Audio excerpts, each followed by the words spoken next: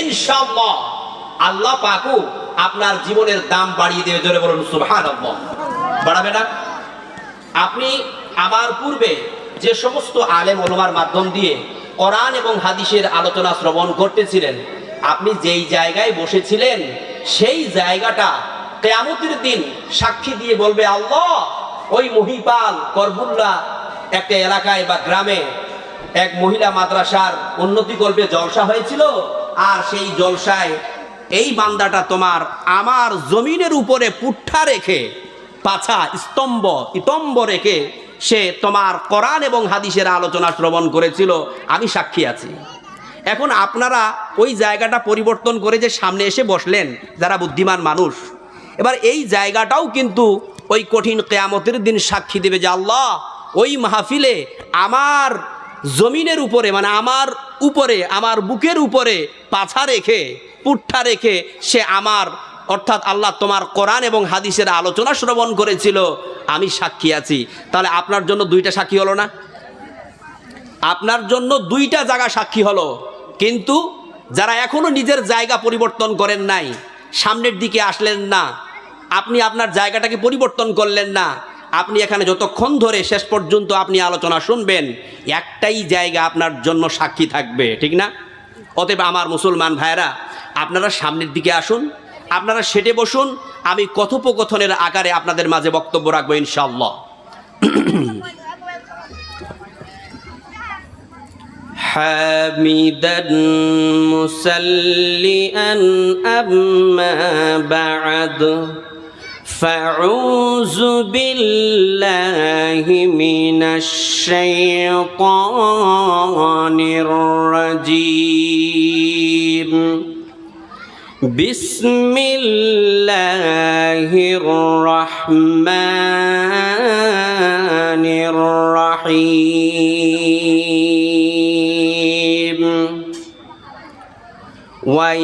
وَيَسْأَلُونَكَ عَنِ الرُّوحِ قُلِ الرُّوحُ مِنْ أَمْرِ رَبِّي وَمَا أُوتِيتُم مِّنَ الْعِلْمِ إِلَّا قَلِيلًا وقال الله تعالى في موضع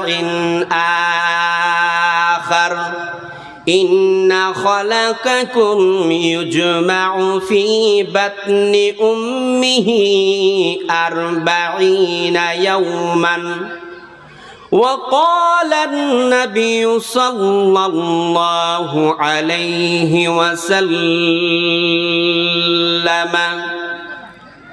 وإنه لعلى حسير ما بينه وبينه شيء وتحت رأسه بسادة من عدم حسو حليف وإن عند رجليه قرزا مذبوبا وعند رأسه أهب معلقة فرأيت أثر الحسير في جنبه فبكيت قال ما يبكيك فقال أما ترضى أن تكون لهم الدنيا ولنا الآخرة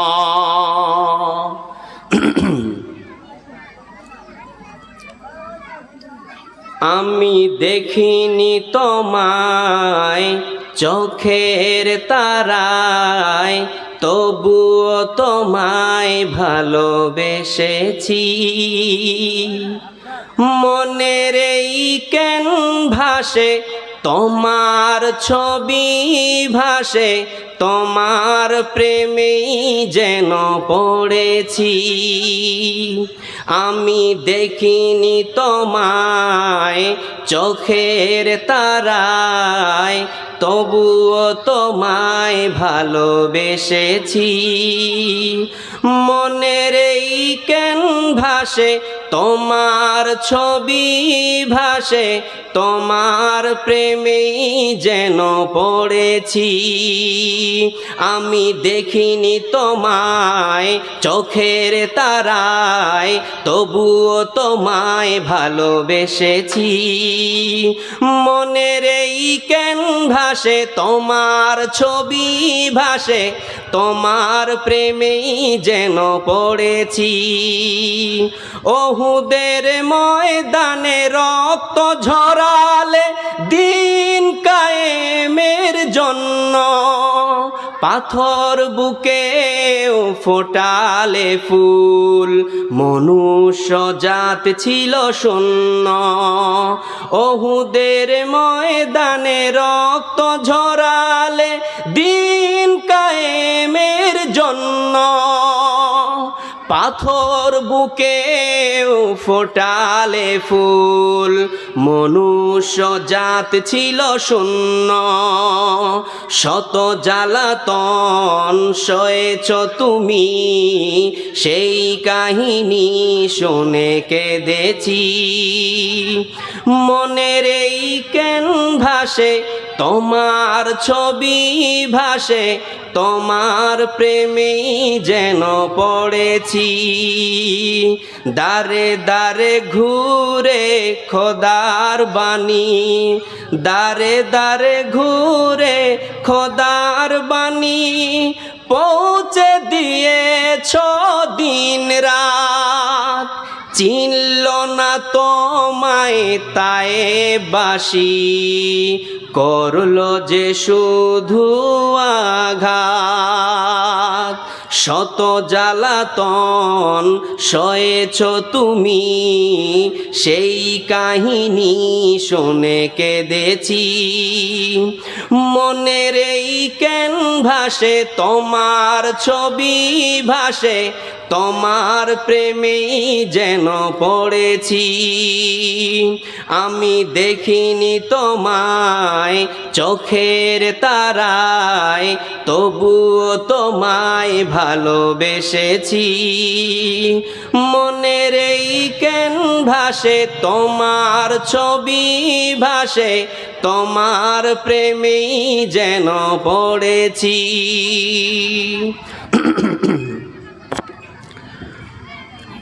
উপস্থিত আজকের উক্ত সভার জনগণ কর্তৃক নির্বাচিত যোগ্যতম সভাপতি উপস্থিত নেই নাকি? জনাব মাওলানা মুফতি আব্দুল মজিদ সাহেব হাফিজাউল্লাহ তাআলা, তৎসঙ্গে সহসভাপতি অনেকজন রয়েছেন, শেখ আকরাম আলী সাহেব, হাসান আলী সাহেব, রিয়াজুল ইসলাম সাহেব, মহিদুর রহমান সাহেব হাফিজাউল্লাহ তাআলা। স্টেজে উপস্থিত রয়েছেন আর অন্যান্য ওলামায়ে দ্বীন এবং বিভিন্ন শিক্ষায় শিক্ষিত জ্ঞানীগুণী মানুষগণ। আমার সামনে বসে আছেন আমার ইসলাম প্রিয়, ইসলাম পিপাসু আমার দিনী ভাইয়েরা, তরুণ যুবকেরা, আবার বাবজিরা, পর্দার অন্তরালে পর্দা নসীনা মা ও বোনেরা, আপনাদের সকলকেই আমার অন্তরের অন্তরস্থল থেকে, আমার হৃদয়ের গহীন থেকে ইসলামিক সম্ভাষণে জানাই আসসালামু আলাইকুম ওয়া রাহমাতুল্লাহি ওয়া বারাকাতুহু। আপনাদের সকলের উপরে আল্লাহর শান্তি, আল্লাহর রহমত, আল্লাহর বরকত একত্রিতভাবে বর্ষিত হোক। সকলে বলুন আমিন। আমার মুসলমান ভাইয়েরা, আমি শুরুতেই আপনাদের মাঝে পবিত্র কোরআনুল কারীম থেকে দুই জায়গা থেকে দুটি আয়াত তেলাওয়াত করেছি, একটি হাদিস পরিবেশ করেছি। ইনশাআল্লাহ তাআলা কোরআনের আয়াত এবং হাদিসের দিকে দৃষ্টিপাত করে সংক্ষিপ্তভাবে আপনাদের মাঝে আমি আলোচনা ছুড়ে দেব ইনশাআল্লাহ। ওয়া মা তৌফিকি ইল্লা বিল্লাহ।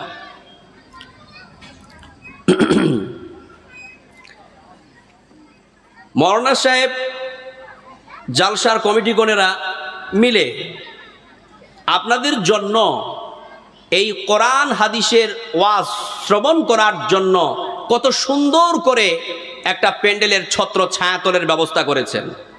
অথচ আমরা নির্বোধের মতো, জ্ঞানহীনের মতো, বোকার মতো করে ওই পার্শ্ববর্তী এলাকায় যে এই জালসার বদন্যতায় একটা মেলার সৃষ্টি হয়েছে, একটা বাজারের সৃষ্টি হয়েছে, ওই মেলা বাজারে আমরা আড্ডা দিয়ে চলেছি, ওখানে আমরা খামাকাগিরি করছি। আপনি কি কল্পনা করতে পারেন যে ওরা কোন পরিবেশে আছে, ওরা কি অবস্থায় আছে? আর যারা আপনারা এই প্যান্ডেলের ছত্র ছায়াতলের নিচে বসে আছেন, আপনারা কোন পরিবেশে আছেন, আপনারা কি অবস্থায় আছেন? আল্লাহ পাক রব্বুল আলামিনের নবী বলেন, আহাব্বুল বিলাদি ইলাল্লাহি মাসাজিদুহা ওয়া আবগাযুল বিলাদি ইলাল্লাহি আসওয়াকুহা। আল্লাহর সরজমিনে, আল্লাহর এই পৃথিবীতে আল্লাহর কাছে সবচাইতে প্রিয় জায়গা হলো মসজিদ, আল্লাহর ঘর। এবং আল্লাহর সরজমিনে, আল্লাহর এই পৃথিবীতে আল্লাহ পাক রব্বুল আলামিনের কাছে সবচাইতে নিকৃষ্টতম জায়গা, সবচাইতে খারাপ জায়গা হলো বাজার। আমার মুসলমান ভাইরা, আমার দিনী ভাইরা, বিশ্বাস করবেন না, আপনাদের এই জালসার বদন্যতায় পার্শ্ববর্তী এলাকায় যে মেলা বাজারের অনুষ্ঠান লেগেছে, এটা সেই বাজার যেই বাজারের ব্যাপারে রাসূল সাল্লাল্লাহু আলাইহি সাল্লাম লানত করেছেন, অভিশাপ করেছেন। সুতরাং আমার মুসলমান ভাইরা, যারা এই প্যান্ডেলের ছত্র ছায়াতলের নিচে এখন বসে আছেন, আপনারা রহমতের মধ্যে পরিবেষ্টিত হয়ে আছেন, আল্লাহর রহমতের মধ্যে ঘিরাও হয়ে আছেন। আর যারা এই মুহূর্তে ইন দ্য মিন টাইম ওই মেলা বাজারে ঘুরে বেড়াচ্ছে, ফাত্রামু করে বেড়াচ্ছে, আড্ডামু করে বেড়াচ্ছে, যারা বদমাশি করে বেড়াচ্ছে, লুচ্চামু করে বেড়াচ্ছে, তাদের উপরে অনবরতভাবে আল্লাহর গজব, আল্লাহর অভিশাপ বর্ষিত হচ্ছে। জোরে বলুন সুবহানাল্লাহ। সুতরাং কি করে মেনে নেওয়া যায়? আমাদের অন্তঃকরণের মধ্যে ঈমান আছে, আমরা নিজেকে প্রকৃত মুমিন বলে দাবি করি, মুসলমান বলে দাবি করি, জলসায় আসলাম কোরআন হাদিসের ওয়াজ শোনার জন্য, কোরআন হাদিসের আলোচনা শ্রবণ করার জন্য। আর কোরআন হাদিসের ওয়াজ আলোচনা বাদ দিয়ে কি করে আমি ওই মেলা বাজারে আড্ডা মারতে পারি? কি করে মেলা বাজারে ঘুরতে পারি? আল্লাহ পাক রব্বুল আলামিনের নবী বলেন, وَمَجْتَمَعَ قَوْمٌ فِي بَيْتٍ مِّن بُيُوتِ اللَّهِ, যখন কতকগুলি মানুষ একসঙ্গে মিলিত হয়ে আল্লাহর ঘর সমূহের মধ্য থেকে কোনো একটা ঘরে অথবা কোনো একটা জায়গায় বসে তারা কোরআন হাদিসের আলোচনা করে, ওয়া যাকারাহুমুল্লাহু ফী মান ইনদা, আল্লাহ পাক রব্বুল আলামিন ফেরেশতাদেরকে উদ্দেশ্য করে বলেন, ও আমার ফেরেশতারা শোনো, তোমরা বলেছিলে যে আল্লাহ তুমি এই মানব জাতিকে সৃষ্টি করো না, এই মানুষকে সৃষ্টি করো না, এই মানুষেরা যাওয়ার পরে ফিতনা ফাসাদ সৃষ্টি করবে, রক্তাক্ত ঘটাবে, আল্লাহ তুমি এই মানুষদেরকে সৃষ্টি করো না। আল্লাহ পাক বলবেন, ও ফেরেশতারা শোনো, এই যে সকল বান্দারা কত সুন্দর করে বসে মাহফিলের মধ্যে বসে, প্যান্ডেলের ছত্র ছায়াতলের নিচে বসে কোরআন হাদিসের আলোচনা শ্রবণ করছে, আমি আল্লাহ এই সকল মানুষদেরকে নিয়ে, আমি আল্লাহ আমার সকল বান্দাদেরকে নিয়ে গর্ব অহংকার হচ্ছে। জোরে বলুন সুবহানাল্লাহ। আবার মুসলমান ভাইরা, যারা আপনারা এখানে বসে আছেন, আপনারা হচ্ছেন আল্লাহর গর্বের কারণ। আর যারা ওই মেলা বাজারে ঘুরে বেড়াচ্ছে, তারা হচ্ছে আল্লাহর অভিশাপের কারণ। এবার আপনি নিজেই বলুন, আল্লাহর গর্বের কারণ হবেন না অভিশাপের কারণ হবেন? আবার মুসলমান ভাইরা, আল্লাহ পাকের নবী বলেছেন, ওয়াগাসিয়াতুহুমুর রাহমা, যেখানে কোরআন হাদিসের আলোচনা হয় তার চতুর্দিকটা আল্লাহর রহমত পরিবেষ্টন করে নেয়। ওয়াগাসিয়াতুহুমুর রাহমা ওয়া হাফফাতুহুমুল মালাইকা, এবং আল্লাহর অগণিত ফেরেশতা এসে আপনাদেরকে চতুর্দিক থেকে বেষ্টন করে নিয়েছে। ওয়া যাকারাহুমুল্লাহু ফী মান ইনদা, এবং আল্লাহ ওই সকল ফেরেশতাদেরকে উদ্দেশ্য করে আপনাদেরকে নিয়ে অহংকার করছে। জোরে বলুন সুবহানাল্লাহ। আমার মুসলমান ভাইরা, পৃথিবীতে যদি কোনো মানুষ আল্লাহর গর্বের কারণ হয়ে যায়, আল্লাহ পাক রব্বুল আলামিনের অহংকারের কারণ হয়ে যায়, তাহলে ওই ব্যক্তির জীবনটা নিরালা হয়ে যাবে, ঠিক কি না? যদি আপনি আল্লাহর গর্বের কারণ হন, আপনার জীবনটা নিরালা হয়ে যাবে। এখন আপনি মনে মনে ভাবছেন, কি করে নিরালা হবে? বলুন, একজন মানুষ আর একজনকে নিয়ে অহংকার কখন করে? যখন সে তাকে খুশি করে দেয়, তাই না? ধরুন আপনার এদিকে অ্যাটেনশন প্লিজ, আমার দিকে মনোযোগ হবেন, এইভাবে তো আলোচনা ডিস্টার্ব হয়ে যায়। ভাষা কি বোঝা যাচ্ছে না? আপনার ধরা গেল, আপনার মনে করুন আপনার 5টা ছেলে বা 3টা ছেলে, ওই 3টা ছেলের মধ্য থেকে একটা ছেলেকে নিয়ে আপনি গর্ব করেন, কারণ কি? নিশ্চয়ই ওই ছেলেটা তার বাস্তবিক জীবনে চলতে গিয়ে আপনাকে ইমপ্রেস করেছে, আপনাকে মুগ্ধ করেছে, আপনাকে অনুপ্রাণিত করেছে, যার জন্য আপনি ওই ছেলেটাকে নিয়ে গর্ব করেন না। তো আমরা যখন আল্লাহকে খুশি করব, আল্লাহকে রাজি করে দেব, আল্লাহকে সন্তুষ্ট করে দেব, তখন আল্লাহ পাকও আমাদেরকে নিয়ে গর্ব করবেন। জোরে বলুন সুবহানাল্লাহ। আমার মুসলমান ভাইরা, সুতরাং আপনারা যারা বিবেকবান মানুষ, বুদ্ধিমান মানুষ, জ্ঞানী মানুষ, তারা ওই মেলা বাজার পরিত্যাগ করে অবশ্যই ছত্র ছায়াতলের নিচে এসে বসবেন, কারণ এটা রহমতের জায়গা। আল্লাহর দয়া, আল্লাহর শান্তি অনবরতভাবে আপনাদের উপরে বর্ষিত হচ্ছে। আমি আলোচনা শুরু করছি। আমি আলোচনা শুরু করার পূর্বে আপনাদেরকে একটা কথা জানিয়ে রাখতে চাই। আপনারা খুব মনোযোগ সহকারে একদম আপনার কানগুলোকে শৃগালের ন্যায় করে নিন। ধারাবাহিকভাবে আলোচনা শ্রবণ করা লাগবে। আপনার মনোমাইন্ডকে এদিক ওদিক করলে চলবে না, কারণ আমি সাবজেক্ট ওয়াইজ আলোচনা করে থাকি। আমি কখনো এলোমেলো আলোচনা করতে পছন্দ করি না এবং ভালোবাসি না। সুতরাং সাবজেক্টের উপর আলোচনা ছড়িয়ে দিচ্ছি, আপনারা মন দিয়ে শুনবেন। প্রথমে আমাকে একটা প্রশ্নের উত্তর দিন তো, আমরা মানুষ না জানোয়ার? বলুন, আমরা মানুষ না? তো আমরা যে মানুষ, তো আমাদের মানুষ জীবনের ইতিহাসটা কি আমাদের জানা আছে? আমাদের মানব জীবনের ইতিহাস জানা আছে? আমাদের মানব জীবনের জীবন বৃত্তান্ত কি আমাদের জানা আছে?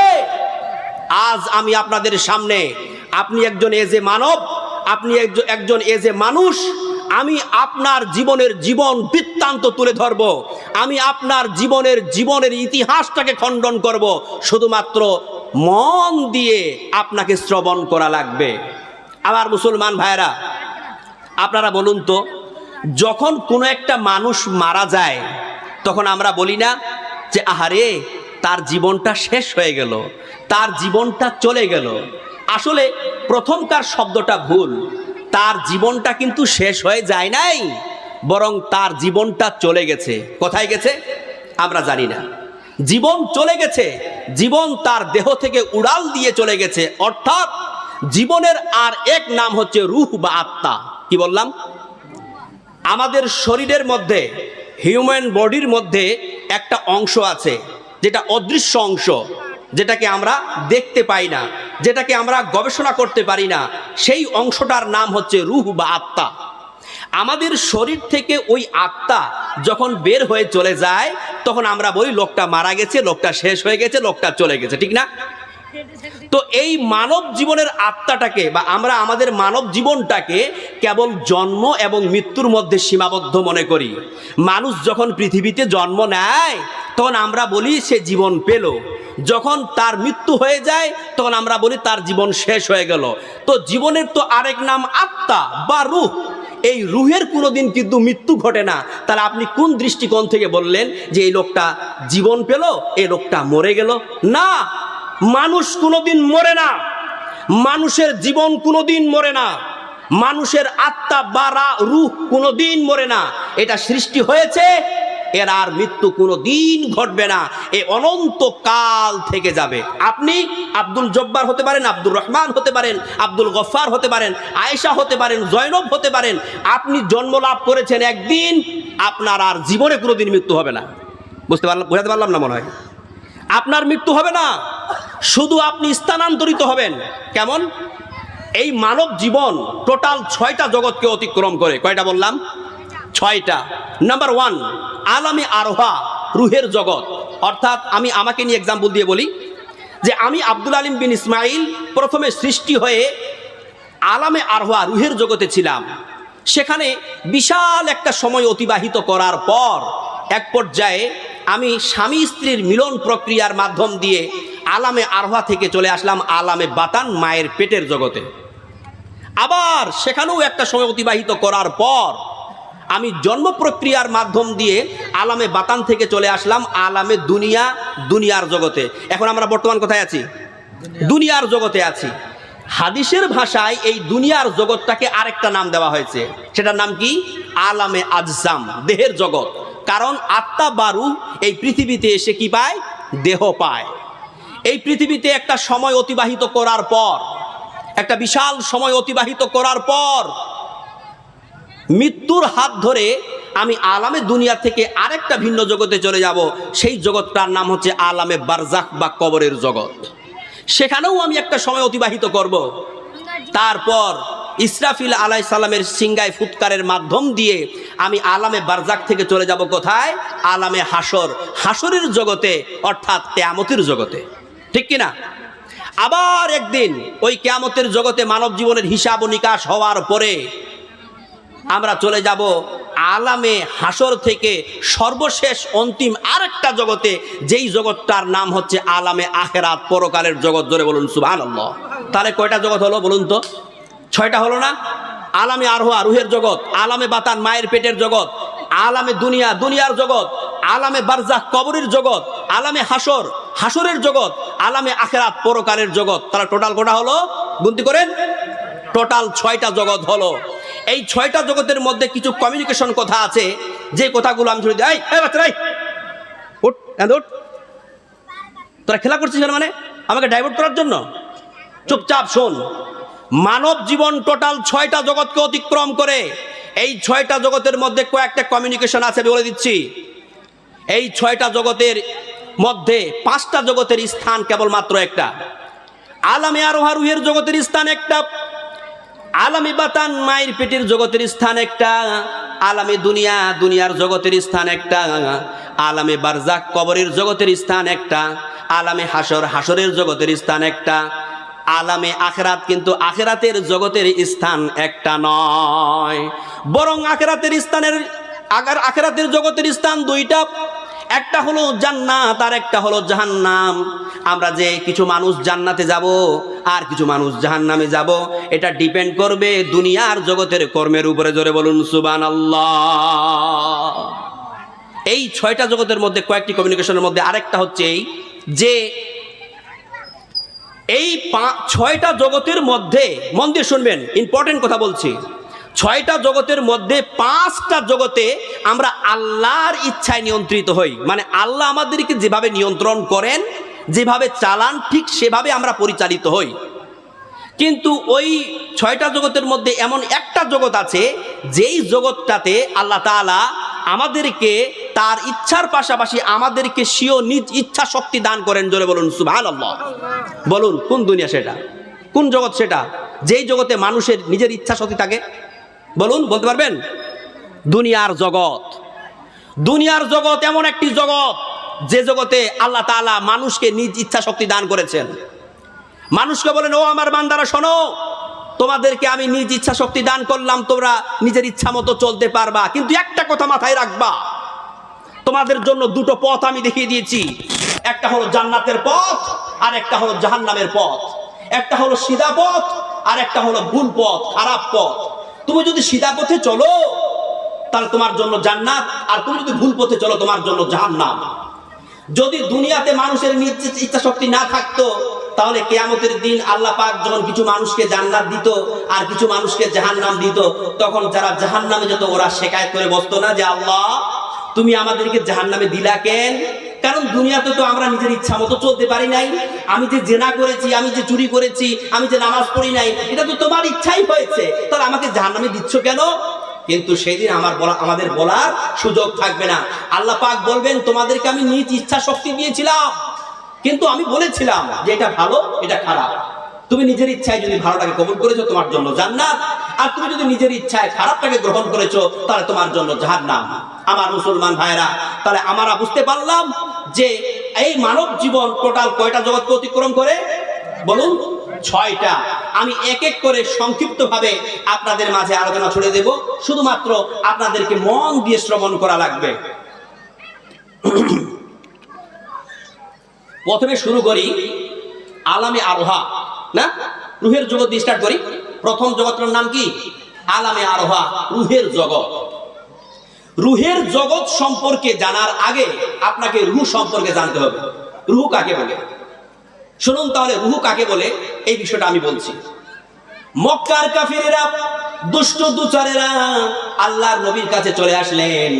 আসার পরে বললেন, ও আব্দুল্লাহর বেটা মুহাম্মদ, রুহ কাকে বলে বলো? মা হুয়া রুহ, রুহ কাকে বলে বলো? রূহ কেমন করে মানুষের শরীরের মধ্যে প্রবেশ করে, আবার কেমন করে মানুষের শরীর থেকে উড়াল দিয়ে চলে যায়। যদি তুমি রূহ সম্পর্কে বলতে পারো, তাহলে আমরা সকলে মিলে কালেমা পড়ে ঈমান নিয়ে আসবো। আল্লাহ পাক রব্বুল আলামিনের নবী বানিয়ে কোনো কথা বলেন না। যতক্ষণ না আকাশ থেকে গ্রিন সিগন্যাল আসে, ততক্ষণ পর্যন্ত আমার নবী কোনোদিন বানিয়ে কোনো কথা বলেন না। আল্লাহ পাক রব্বুল আলামিনের নবী গ্রিন সিগন্যালের আশায়, ওহীর আশায় আকাশের দিকে চেয়ে থাকলেন। তৎক্ষণাৎ ওহী নাজিল হয়ে গেল, আর গ্রিন সিগন্যাল চলে আসলো। আল্লাহ পাক রব্বুল আলামিন ওহী নাজিল করে দিয়ে বললেন, ইয়াসআলুনাকা আনির রূহি কুলির রূহু মিন আমরি রাব্বি ওয়া মা উতীতুম মিনাল ইলমি ইল্লা কালিলা। হে নবী, তারা আপনাকে রূহ সম্পর্কে জিজ্ঞাসা করে, আপনি বলে দিন রূহ হচ্ছে আমার রবের আদেশ মাত্র, আর তোমাদেরকে আমি যত সামান্য জ্ঞান দান করেছি, স্বল্প পরিমাণ জ্ঞান দান করেছি, এই স্বল্প পরিমাণ জ্ঞান দিয়ে তোমরা রূহ সম্পর্কে উদ্ধার করতে পারবে না। আজ পর্যন্ত পৃথিবীর কোন বিজ্ঞানী রূহ সম্পর্কে উদ্ধার করতে পারে নাই, রূহ নিয়ে গবেষণা করতে পারে নাই, এবং শেষ কিয়ামত পর্যন্ত কোন বিজ্ঞানী রূহ সম্পর্কে উদ্ধার করতে পারবে না, রূহ নিয়ে গবেষণা করতে পারবে না। চ্যালেঞ্জ, এটা কার চ্যালেঞ্জ? আল্লাহর চ্যালেঞ্জ। পৃথিবীতে কোন বিজ্ঞানী হাত্তা তাকুমাস সাআ, কিয়ামত পর্যন্ত কোন বিজ্ঞানী রূহ সম্পর্কে রিসার্চ বা গবেষণা করতে পারবে না। কিন্তু ইউনাইটেড স্টেটস অফ আমেরিকার একজন মেডিকেল সায়েন্টিস্ট এই চ্যালেঞ্জ গ্রহণ করল। সে বলল যে আমি রূহ নিয়ে গবেষণা করব, রূহ তৈরি করব, নোবেল প্রাইজ জিতব, নোবেল লরেট হব। কে চ্যালেঞ্জ গ্রহণ করলো? ইউনাইটেড স্টেটস অফ আমেরিকার একজন মেডিকেল সায়েন্টিস্ট। এই চ্যালেঞ্জ গ্রহণ করার পর সে মুমূর্ষ রোগীদের পাশে গিয়ে বসে যেত রূহ ধরার জন্য। কারণ সে জানে যে রূহকে তো দেখতে পাওয়া যায় না, তো রূহ ধরবো কেমন করে। তাই সে মরণাপন্ন মানুষ যে মৃত্যু শয্যায় সজ্জিত, ওই লোকটার পাশে গিয়ে চুপটি মেরে বসে যেত। আর যখন কোনো মানুষ মৃত্যু মুখে পতিত হয়, মানে মোরা ভাব, সে মরতে চলেছে, ঠিক সেই সময় তার আত্মীয় স্বজনরা তাকে চতুর্দিক থেকে ঘিরে নেয় না, নেয় কি নেয় না? তো চতুর্দিক থেকে ঘিরে নিয়ে আছে, আর ওই লোকের মাঝে বিজ্ঞানী চুপটি মেরে বসে আছে। কি ধরার জন্য? রূহকে ধরার জন্য।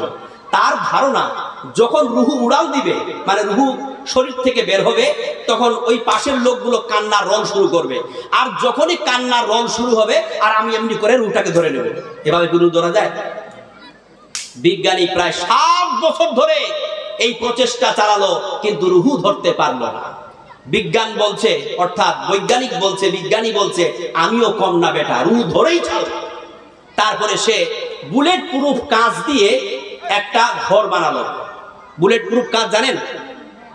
যারা ভিআইপি মানুষ, বড় বড় মন্ত্রী যারা, বা বড় বড় বিজনেসম্যান যারা, তাদের যে পার্সোনাল কারগুলো থাকে, প্রাইভেট গাড়িগুলো থাকে, ওই গাড়িগুলোর জানালার যে কাঁচগুলো থাকে না, ওই কাঁচগুলো বুলেট প্রুফ কাঁচ দিয়ে তৈরি। বুলেট প্রুফ কাঁচ থাকে, কারণ বুলেট প্রুফ কাঁচ কোনো বন্দুক, কোনো জিনিস তাকে ভেদ করতে পারবে না, এত দামি, এত শক্তিশালী কাঁচ। তো ওই বিজ্ঞানী করলো কি, বুলেট প্রুফ কাঁচ দিয়ে একটা রুম বানালো। রুম বানাবার পর আইসিইউ থেকে একটা পেশেন্টকে নিয়ে আসা হলো। ডক্টর সাহেবকে আদেশ করছেন, ডক্টর সাহেব এই পেশেন্টটাকে বুলেট প্রুফ কাঁচের মধ্যে ঢুকান। ডক্টর তখন বিজ্ঞানীর কথা মতো তাকে বুলেট প্রুফ কাঁচের মধ্যে ঢুকালো। বিজ্ঞানী বলছে, ডক্টর সাহেব আপনি তার লাইফ সাপোর্ট খুলে ফেলুন। ডক্টর বলছে, স্যার লাইফ সাপোর্ট যদি খুলে ফেলি তাহলে তো লোকটা মারা যাবে। বিজ্ঞানী বলছে, আরে বোকা, মারার জন্যই তো বলছি, না মারলে রূহ ধরবো কেমনে? ঠিক কিনা? লাইফ সাপোর্ট খুলে ফেলা হলো। বুলেট প্রুফ কাঁচের ভিতরে লোকটা ছটফট ছটফট ছটফট ছটফট করতে করতে মৃত্যুবরণ করলো। মৃত্যু যখন সে বরণ করে নিল, লোকটার যখন মওত হয়ে গেল, তখন বিজ্ঞানীরা তাদের বৈজ্ঞানিক মাধ্যমে বৈজ্ঞানিক পর্যবেক্ষণ চালালো কাঁচের ভিতরের অংশটাকে, যে এখানে কিছু আছে নাকি।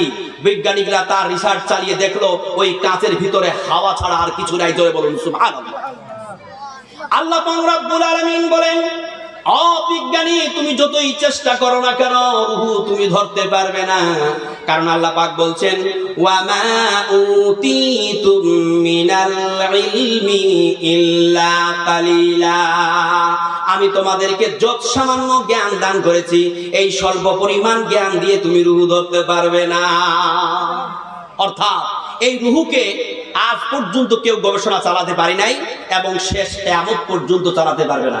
কিন্তু এই রূহকে নিয়ে বহু গবেষণা করা হয়েছে এবং এই গবেষণার উপর ভিত্তি করে রূহকে নিয়ে অনেক যুক্তি পেশ করা হয়েছে। কেউ বলেছেন যে রূহ হচ্ছে আমাদের শরীরের মধ্যে যে প্রবহমান রক্ত আছে সেটাই হচ্ছে রূহ। আবার কেউ বলেছেন যে না, আমরা যার মাধ্যম দিয়ে শ্বাস প্রশ্বাস গ্রহণ করি সেটাই হচ্ছে রূহ। আবার কেউ বলেছেন যে না, রূহ হচ্ছে এমন এক সত্তা যাকে অতীন্দ্রিয় অনুভূতির মাধ্যমে দেখা যায়, অর্থাৎ এটা অদৃশ্য, যেটাকে আমরা অনুভূতি করতে পারি না, যেটাকে আমরা দেখতে পারি না। রূহ হচ্ছে অদৃশ্য। আপনি শুনলে অবাক হবেন, মা ও বোনেরা, আমার ভাইয়েরা, মন দিয়ে শুনুন, বুঝতে পারবেন। আমাদের এই রূহকে আল্লাহ কখন সৃষ্টি করেছেন জানেন? এই পৃথিবীর সৃষ্টির 2500 বছর পূর্বে এই পৃথিবীর সকল মানুষের আত্মাকে, সকল মানুষের রূহগুলোকে আল্লাহ সৃষ্টি করে আলামে আরওয়াহ রূহের জগতে রেখে দিয়েছিলেন। জোরে বলুন সুবহানাল্লাহ। যত মানুষ এই পৃথিবীতে আসার পরে কবরে চলে গেছে, যত মানুষ বর্তমান পৃথিবীতে আছে, যত মানুষ পূর্ব কিয়ামত পর্যন্ত পৃথিবীতে আসবে, সকল মানুষের আত্মাগুলোকে তৈরি করে আল্লাহ পাক রব্বুল আলামিন এই পৃথিবী সৃষ্টির 2500 বছর পূর্বে আলামে আরওয়াহ রূহের জগতে রেখে দিয়েছেন। জোরে বলুন সুবহানাল্লাহ। তরুণ যুবক কেউ আছেন যে রিসেন্ট বিয়ে করেছেন? কেউ আছেন রিসেন্ট বিয়ে করেছেন? কেউ আছেন? কেউ নাই। মাহফিল লোক কম। কালকে আমার প্রোগ্রাম আছে আসামে প্রচুর লোক হয়, মনোযোগ দিয়ে শ্রবণ করে। ধরুন আপনি বিয়ে করেছেন, তরুণ যুবক, নব স্ত্রী আপনার ঘরে, কিন্তু আপনি তো প্ল্যান করবেন বাচ্চার জন্য, তাই না? আপনি ভাবছেন আমি প্ল্যান করব, আমার বাচ্চা আসবে, বাচ্চার জন্ম হয় নাই। কিন্তু আপনি কি জানেন আপনার সন্তান কোটা আসবে? আপনার সন্তানরা জন্ম হয়ে আলামে আরওয়াহ রূহের জগতে আছে, তারা সেখানে খেলা করতেছে, তারা সেখানে অবস্থান করে আছে। ঠিক সিস্টেম অনুযায়ী আপনার স্ত্রীর গর্ভে আসবে এবং আপনার স্ত্রীর গর্ভ থেকে দুনিয়াতে আসবে। অর্থাৎ আমি বলতে চাই, পৃথিবীতে যত মানুষ এখনো আসে নাই, সেই মানুষগুলোও তৈরি হয়ে আলামে আরওয়াহ রূহের জগতে আছে। জোরে বলুন সুবহানাল্লাহ। দেখুন, আমি বানিয়ে কথা বলার জন্য আসি নাই, কোরআনের আয়াত দিয়ে বলবো। আল্লাহ পাক রব্বুল আলামিন বলেন, فَإِذَا سَوَّيْتُهُ وَنُفِخَتْ فِيهِ مِنْ رُوحِي فَقَعُوا لَهُ سَاجِدِينَ। আল্লাহ পাক রব্বুল আলামিন ফেরেশতাদেরকে আদেশ করে বলেন, ও আমার ফেরেশতারা শোনো, যখন আমি আদমকে সৃষ্টি করে দেব, যখন আমি আদমকে তৈরি করে ফেলবো, আদমের স্ট্রাকচারটা বানিয়ে নেব, আদমের পুতলাটা বানিয়ে নেব, এবং ফাকাউরাহু ওয়া নুফিকাত ফীহি মিন রূহি, তার ভিতরে আমি রূহ প্রবেশ করিয়ে দেব, আত্মা প্রবেশ করিয়ে দেব। ফাকাউলাহু সাজিদিন, তখন তোমরা সকলেই তার জন্য সাজদায় অবনীত হয়ে যাওয়া। জোরে বলুন সুবহানাল্লাহ। উক্ত আয়াত থেকে আপনি কি বুঝতে পারলেন? আল্লাহ পাক বললেন যে ফেরেশতারা শোনো, যখন আমি আদমকে তৈরি করে ফেলবো এবং তার ভিতরে রূহ প্রবেশ করিয়ে দিব, তার মানে কি বুঝলেন? আদমের আগে রূহ তৈরি করা হয় নাই? হয়েছে কি হয় নাই? আদমের আগে আল্লাহ তাআলা আদমের রূহটাকে তৈরি করে আলামে আরওয়াহতে রেখেছিলেন। জোরে বলুন সুবহানাল্লাহ। আমার মুসলমান ভাইরা, আমরা ক্যান ইউ ইমাজিন, কল্পনা করুন, ক্যান প্লিজ, এদিকে অ্যাটেনশন প্লিজ, আপনি মনে করুন আমরা পৃথিবীতে যারা এখন বর্তমান আছি, এই জায়গায় যারা আমরা উপস্থিত আছি, আমরা সকলে যখন আলামে আরওয়াহ রূহের জগতে ছিলাম, তখন আমাদেরকে নিয়ে একটা ক্লাস হয়েছিল। কারো কি মনে আছে সেই ক্লাসটা? হ্যাঁ, একটা ক্লাস হয়েছিল আলামে আরওয়াহ রূহের জগতে, একটা ক্লাস হয়েছিল। এই পৃথিবীর সকল মানুষেরা সেই দিন ক্লাসে উপস্থিত ছিল। যে মানুষেরা এখনো পৃথিবীতে আসেনি তারা উপস্থিত ছিল, যারা আসার পর কবরে ছিল তারা জন্যই উপস্থিত ছিল, যারা বর্তমান পৃথিবীতে আছে তারা উপস্থিত ছিল। পৃথিবীর সকল মানুষেরা, বানি আদম, কুল্লু বানি আদম, সকল আদমের সন্তানেরা সেই দিন ক্লাসে উপস্থিত ছিল, ছাত্র এবং ছাত্রী হিসাবে। জোরে বলুন সুবহানাল্লাহ। আর শিক্ষক কে ছিলেন জানেন? বলুন। শিক্ষক ছিলেন স্বয়ং আল্লাহ।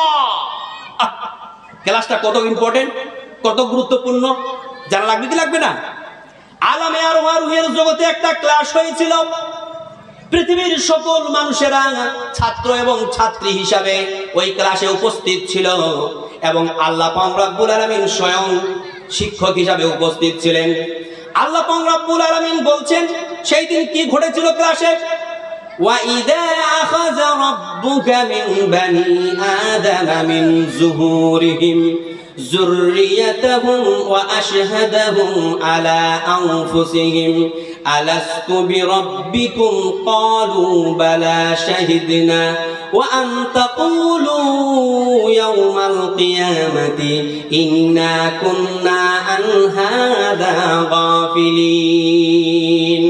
আল্লাহ পাক রব্বুল আলামিন বলেন, আল্লাহ পাক রব্বুল আলামিন যখন আদম আলাইহিস সালামের পৃষ্ঠদেশে হাত রাখলেন, আদম আলাইহিস সালামের পিঠ থেকে পৃথিবীর সমস্ত মানুষ বেরিয়ে আসলো, অর্থাৎ সকল আদম সন্তান বেরিয়ে আসলো।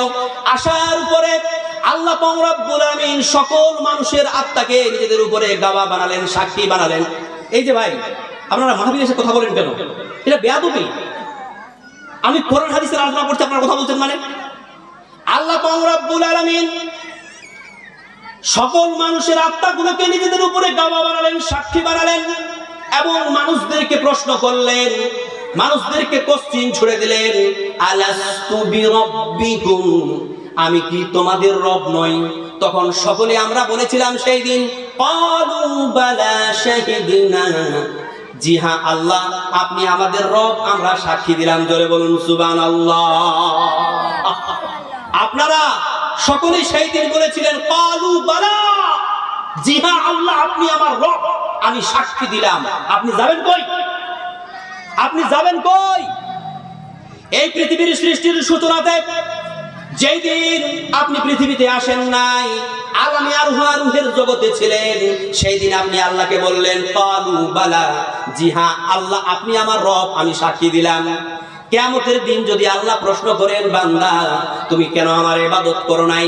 তখন আপনি বেঈমান, আপনি বাটোয়ার, তখন আপনি বলবেন আল্লাহ আপনি যে আমার আল্লাহ, আপনার যে আমার ইবাদত করা লাগবে এটা তো আমি জানতাম না। বলবেন কি বলবেন না? আরে মানুষ ফের বলবে না, এটা কোনদিন মানা যায়? আরে আজকে 10 টাকা ধার দিয়ে কালকে বলে কই দেন নাই তো। মানুষের মতো বেঈমান বাটোয়ার চিটার পৃথিবীতে কোন আর প্রাণীর মধ্যে নেই। আজকে 1000 টাকা আপনি কাউকে ধার দিবেন, কালকে অস্বীকার করে বসে, ঠিক কিনা? তো আল্লাহ তো চালাক। আল্লাহ চালাক না বোকা? বলুন, আপনারা চালাক না আল্লাহ চালাক? কে? আল্লাহ চালাক, নিঃসন্দেহে আল্লাহ চালাক, আমরা বোকা। আল্লাহর চাইতে বেশি আপনি চালাক হতে পারবেন? আল্লাহ অতিরিক্ত চালাক। এই যে আল্লাহ ওয়াদা করে নিলেন আপনাদের কাছ থেকে যে আমি কি তোমাদের রব নই, আর আমরা সকলে বললাম জি হ্যাঁ আপনি আমার রব, তো কিয়ামতের দিন তো এটা আপনি অস্বীকার করে বসতে পারেন যে না এরকম কোনো ঘটনা ঘটে নাই, অতএব আপনি যে রব আমি স্বীকার করি নাই। বলতে পারেন কি পারেন না? অবশ্যই বলতে পারে, মানুষ বলতে পারে। তার জন্য আল্লাহ পাক রব্বুল আলামিন অতিরিক্ত চালাক আল্লাহ, দুর্দান্ত চালাক আল্লাহ, আল্লাহ পাক রব্বুল আলামিন এই কথাটার উপরে মজবুত 4টা সাক্ষীকে রেখে দিয়েছেন। জোরে বলুন সুবহানাল্লাহ। কয়টা বলুন? এই যে ওয়াদাটা আমরা করলাম আল্লাহর সাথে, তো এই ওয়াদাটার উপরে, এই অঙ্গীকারটার উপরে আল্লাহ পাক মজবুত 4টা সাক্ষী রেখেছে। কোরআনের আয়াতে আমরা একটা সাক্ষীর কথা পেলাম, কিন্তু বাকি 3টা সাক্ষীর কথা কিন্তু হাদিসে আছে। এই আয়াতের কন্টেন্টসে যে হাদিসটাকে নিয়ে আসা হয়েছে, সেই হাদিসটার শুধু মূল অংশটুকু বলবো, যাতে করে আমরা ওই বাকি 3টা সাক্ষীর কথা জানতে পারি। ভাষা বোঝা যাচ্ছে তো? 4টা সাক্ষী মন দিয়ে শুনুন।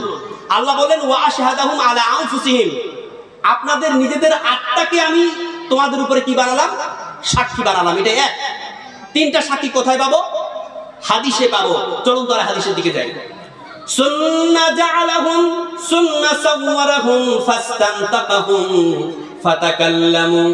আল্লাহ পাক রব্বুল আলামিন আদম আলাইহিস সালামের পিঠ থেকে যখন মানুষেরা বের হলো, ওই মানুষগুলোকে দুনিয়ার শাকিল সুরাত দান করলেন, তাদেরকে বলার শক্তি প্রদান করলেন এবং তারা বলতে শুরু করলো। ধরে বলুন সুবহানাল্লাহ। আল্লাহ পাক রব্বুল আলামিন বললেন আলাস্তু বিরাব্বিকুম, আমি কি তোমাদের রব নই? তখন আমরা বললাম ক্বালু বালা, জি হ্যাঁ আপনি আমার রব। এই কথা বলার পরে পরে আল্লাহ পাক রব্বুল আলামিন হাদিসের মধ্যে বলেন 3টা সাক্ষীর কথা। কি বলছেন? ওয়া ইন্নী উশহিদু আলাইকুমুস সামাওয়াতিস সাবআ, এই কথার উপরে আমি 7 তবক আসমানকে তোমাদের জন্য সাক্ষী বানালাম। ওয়াল আরদিনাস সাবআ, এবং 7 তবক জমিনকে তোমাদের জন্য আমি সাক্ষী বানালাম। ওয়া উশহিদু আবাআকুম আদামা আলাইহিস সালাতু ওয়াস সালাম, এবং তোমাদের পিতা আদম আলাইহিস সালামকে আমি তোমাদের এই কথার উপরে সাক্ষী বানালাম। কয়টা হলো বলুন তো? 4টা হলো কি? আশা করি বুঝতে পারছেন না মনে আপনারা। 4টা সাক্ষী হলো না? আমাদের নিজেদের আত্মা, এটা 1। 2 নম্বর 7 তবক আসমান, 3 নম্বর 7 তবক জমিন, 4 নম্বর হলো স্বয়ং আদম আলাইহিস সালাম। আদম আলাইহিস সালাম তখন স্টিল দাঁড়িয়ে আছেন, তাই না? কারণ ওর পিঠ থেকে তো আমরা বের হলাম। হয়ে যাচ্ছে এই ঘটনা কোথায় ঘটেছিল? এই ক্লাসটা কোথায় হয়েছিল বলুন? আলামে আরওয়াহ, রূহের জগতে। আপনাদের কারো কি মনে ছিল? হ্যাঁ, মনে ছিল? আলেম ওলামাদের মনে ছিল, কিন্তু মনে ছিল না, ওরা জানে। আমারও মনে নাই। এই যে ফিলিংস করুন তো, একটু কল্পনা করুন তো, কেন ইমাজিনমেন্ট, রিমেম্বার ইউ মাইন্ড, আপনি একটু ভাবুন তো, আপনার কেমনটা মনে পড়ে যে আলামে আরওয়াহ, রূহের জগতে আমি ছিলাম, আমার সঙ্গে আল্লাহর একটা ক্লাস হয়েছিল, আমি আল্লাহকে ওয়াদা দিয়েছিলাম, এরকম কি মনে পড়তেছে আপনাদের? হ্যাঁ, কখনো মনে পড়বে না। কারণ মানুষ কি বলুন? মানুষ ভুলে যায়। মানুষ শব্দটাকে কোরআনে কি ব্যবহার করা হয়েছে? ইনসান, নাসিয়াম মানসিয়া। এই ইনসান শব্দটি এসেছে নাসিয়াম মানসিয়া থেকে, অর্থাৎ মানুষ ভুলে যায়। এটা মানুষের একটা খাসলাত, মানুষের একটা বৈশিষ্ট্য যে মানুষ ভুলে যায়, ঠিক না? তেমনি ভাবে আমরা ভুলে গেছি। কিন্তু যারা আমরা আলেম ওলামা আছি, কোরআন হাদিস পড়েছি, রিসার্চ করেছি, গবেষণা করেছি, তাই আমরা জানতে পেরেছি যে আলামে আরওয়াহ, রূহের জগতে এইভাবে আমরা একটা আল্লাহকে ওয়াদা দিয়ে এসেছি। কিন্তু যারা আমরা কোরআন হাদিস পড়ি নাই, তারা কিন্তু আমরা জানি না যে এইভাবে আমরা আল্লাহকে একটা ওয়াদা দিয়ে এসেছি, ঠিক কি না বলুন? আমার মুসলমান ভাইরা, মানুষ ভুলে যায়। তার একটা দুর্দান্ত প্রমাণ দেব, নিবেন প্রমাণটা? দুর্দান্ত প্রমাণ দিচ্ছি। ধরুন দুর্দান্ত, এই যে এদিকে অ্যাটেনশন প্লিজ, এদিক ওদিক তাকাবেন না। এই পৃথিবীতে কেবল একটা মানুষ জানতো যে সে পৃথিবীতে কতদিন বাঁচবে। কে বলতে পারবে? সে কে বলুন? এই পৃথিবীতে কেবলমাত্র একটা মানুষ জানতো যে সে পৃথিবীতে কতদিন বাঁচবে। সে কে বলুন? হযরত আদম আলাইহিস সালাম। আরে জেনারেল, ইসলামিক জেনারেল নলেজ খুব দুর্বল আপনারা তো। এতগুলো মাদ্রাসা প্রতিষ্ঠানে জানেন না? এই পৃথিবীতে একজন জানতো যে সে পৃথিবীতে কতদিন বাঁচবে, আর সেই লোকটার নাম হচ্ছে আমাদের আদি মানব, আমাদের পিতা, এই পৃথিবীর প্রথম মানব হযরত আদম আলাইহিস সালাম। জোরে বলুন সুবহানাল্লাহ। আল্লাহ পাক যখন আদম আলাইহিস সালামকে তৈরি করলেন, তৈরি করার পর বললেন আনতা উমরুকা আলফু সানা, হে আদম তোমার বয়স হবে 1000 বছর। কত বছর? 1000 বছর। আদম আলাইহিস সালাম তখন সামনের দিকে তাকান, যে অনেক আত্মার মধ্যে একটা আত্মা মিটমিট করে জ্বলছে, তারার নাই, খুব দেখতে সুন্দর লাগছে। তখন আদম আলাইহিস সালাম আল্লাহকে বললেন, আল্লাহ ওই যে মিটমিট করে জ্বলছে ওই আত্মাটা কার?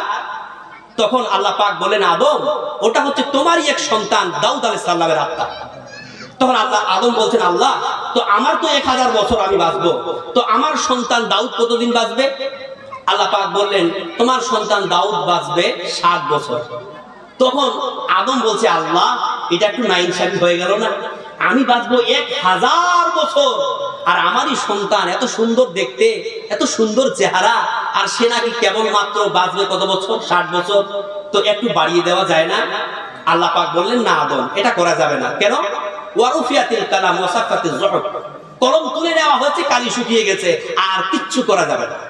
আদম তখন আবেগহীন হয়ে বললেন, ঠিক আছে আল্লাহ, যখন কিছুই করা যাবে না তো ঠিক আছে, তাহলে এক কাজ করুন, আমার 1000 বছরের মধ্য থেকে আপনি 40 বছর নিয়ে আমার সন্তান দাউদকে দিয়ে আপনি 100 বছর পূর্ণ করে দিন। আল্লাহ তখন বললেন, ঠিক আছে দিলাম। দুনিয়াতে যখন আদম আলাইহিস সালামের মানে 960 বছর হয়ে গেল, তখন কিন্তু মালাকুল মাউত আজরাইল আদম আলাইহিস সালামের কাছে এসে উপস্থিত। বলছে, আদম আমি মালাকুল মাউত তোমার জীবন কবজ করার জন্য এসেছি, তুমি রেডি হয়ে যাও। তখন আদম বলছে, এই মালাকুল মাউত, তোমাকে কি মনে হয় আমি কি ম্যাথমেটিক্সে কাঁচা? আমাকে অঙ্কে কাঁচা মনে হয়? এখনো আল্লাহর কাছে 40টা বছর পাবো, 40 বছর পরে আয়। তখন মালাকুল মউত বলছে যে আদম, না না, ওই আপনার ওই 40 বছর আপনি আপনার সন্তান দাউদকে দিয়ে দিয়েছিলেন, একটু মনে করুন। তখন আদম আলাইহিস সালাম বলছে, কই আমার তো মনে নেই। তখন ওই মালাকুল মউত আল্লাহকে উদ্দেশ্য করে বলছে, আল্লাহ দেখছেন আপনার বান্দার কাণ্ড কি, দিয়ে বলে দি নাই। ঠিক কিনা? এই পৃথিবীর মানুষ অনেক আছে না, দিয়ে বলে দি নাই। আসলে আদম আলাইহিস সালাম ভুলে গেছে। তখন আল্লাহ পাক বললেন, এই মালাকুল মউত তুই ফিরে আয়, আমার আদমকে 1000 বছর পূর্ণ করতে দে। জোরে বলুন সুবহানাল্লাহ। এভাবে মানুষেরা ভুলে যায়, এটাই স্বাভাবিক। আমার মুসলমান ভাইরা, আমরা ভুলে গেছি যে আমরা আল্লাহকে ওয়াদা দিয়ে এসেছিলাম আলামে আরওয়াহের জগতে, কিন্তু যখন আপনি কবরে যাবেন ঠিক সেই প্রশ্নটাই আপনাকে করা হবে, মান রাব্বুকা, তোমার রব কে, মা দীনুকা, তোমার দিন কি। 3 নম্বর প্রশ্ন করা হবে, মাহাদার রাজুল আল্লাযী বুইসা ফিকুম, সেই ব্যক্তি সম্পর্কে তোমার ধারণা কি যাকে তোমার নিকটে পাঠা হয়েছিল। যারা মুমিন তারা তো উত্তর দিয়ে দিবে রাব্বি আল্লাহ, দীনুল ইসলাম, হুয়া রাসূলুল্লাহ।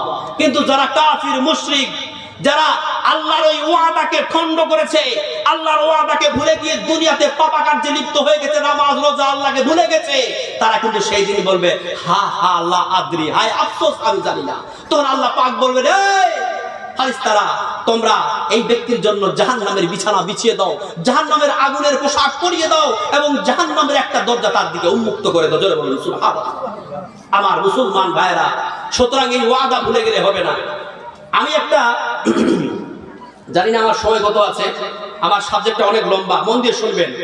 আমি একটা আমার রিয়াল ঘটনা বলছি আমার জীবনে।